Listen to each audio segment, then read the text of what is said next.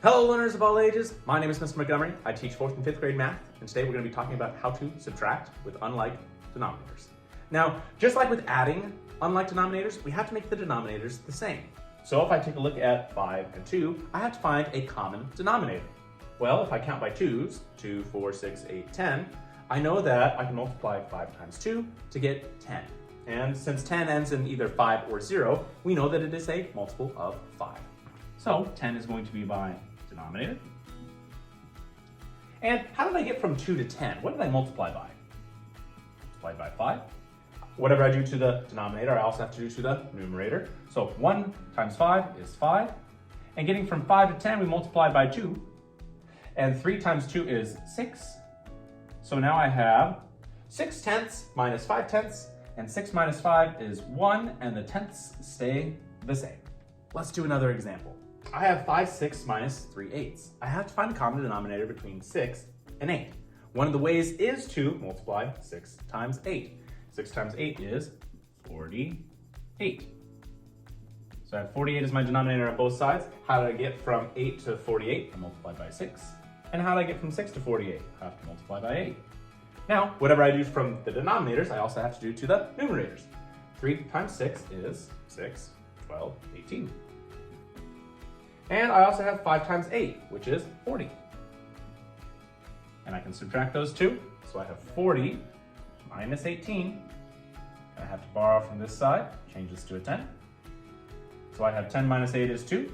3 minus 1 is 2. So that'd be 22 over 48. But we're not quite done yet. Since we decided to multiply 6 times 8, that's not the least common multiple. 48 is not the least common multiple, which means we're going to have to reduce. We're going to have to find the simplest form, or we're going to have to simplify. So we have 22 and 48. They both can be divided by 2. That's 11 over, and then 48 divided by 2 is 24. Trying to see, 11 is one of those prime numbers, so we can't divide anything besides 11. So 11 24ths is my answer. Let's do one last problem where we have an addition and a subtraction problem trying to figure out, is it less than, greater than, or equal to? So let's do the addition part first. I have 1/4 plus 2 eighths. Well, I know that my denominators have to be the same, and 4 and 8 can have the same denominator of 8. Now on this side, 8 did not change, which means my numerator does not change. But how did I get from 4 to 8? I multiplied by 2. So 1 times 2 is 2. So if I add 2 eighths plus 2 eighths, that would be 4 eighths. Moving on to the subtraction side, I have 9 tenths minus 1 sixth. Well, I could do 6 times 5, so 5, 10, 15, 20, 25, 30. That would get me something that is pretty close. So I'll go 30 as my new denominator. Because it ends in 0, I know 10 can go into it. Going from 10 to 30, I multiplied by 3. And 9 times 3 is 27. Going from 6 to 30, I multiplied by 5. And 1 times 5 is 5.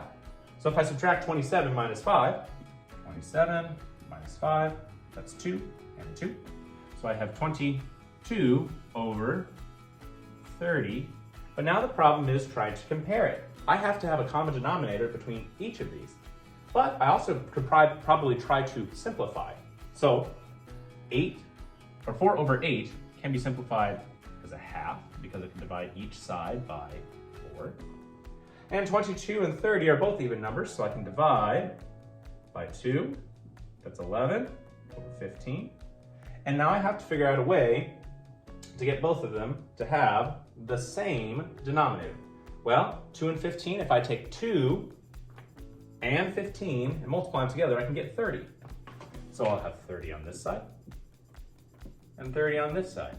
And I multiply by 15, so 2 times 15 is 30, 1 times 15 is 15. And we have 22 over 30, which I guess is what we started with. So we figured out that 22 over 30 is greater than 15 over 30, which means if we're going to be reading this from left to right, 1/4 plus 2 eighths is less than 9 tenths minus 1 sixth. With these problems, it is a lot of steps. Take your time, and if we're working in partners, please ask your partner and compare their answers to see if yours matches up.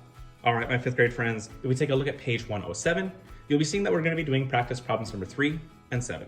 For 3 and 7, the directions say find the difference. Write the answer in simplest form. If you have any questions on subtracting fractions with unlike denominators, please let me know when you come to class tomorrow.